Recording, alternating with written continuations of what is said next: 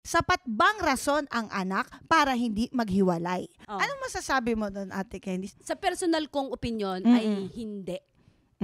Kasi kung kayo ay hindi nagkakasundo at nag-aaway at parating nakikita yun ng bata, kalalakihan yun ng bata at iisipin niya na yun ang tama. Lalo na kung meron pag-uubuso at nakakarinig to ng hindi magagandang salita at nakakakita to ng hindi magagandang ayos at pananakit, yung hindi magandang pagsasama, iisipin ng bata ay yung normal na pamumuhay. Yes. Yun ay sa aking opinion. Ako naman po, sa experience ko, no, tinry ko naman kasi. I think we both tried. Pero, doon sa, parang nag-separate muna kami ng room.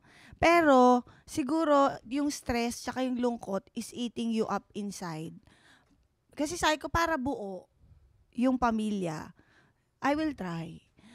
Pero, sa proseso din, parang sa sobrang lungkot, sabi nung doktor na nagkasakit ako ng sangay-sangay. Opo. Tapos parang bumabalik lang siya, gagaling konti, tapos babalik. Yes. So parang naisip ko, nagsistay ako dito para buo yung pamilya. Pero mamamatay naman pala ako sa lungkot na. Ako naman ang nagbibigay sa sarili ko ng lungkot. Hindi natin pwede isisi yung lungkot natin sa ibang tao, di ba? Kasi lahat ng ginagawa natin, choice natin yan for ourselves. Pero doon pala sa choice na yon, kaysa sabi ko, kaysa mawalan sila ng nanay, lumaki silang walang nanay, siguro mas makakabuti na long term na ako naman ang umalis na lang.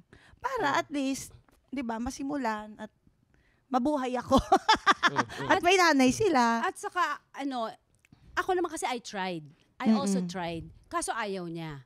So, mahirap naman makipagrelasyon mag-isa. Yes. Diba? So, na-realize ko rin yun. Actually, diba? fact yun. Yeah. Diba? Fact yun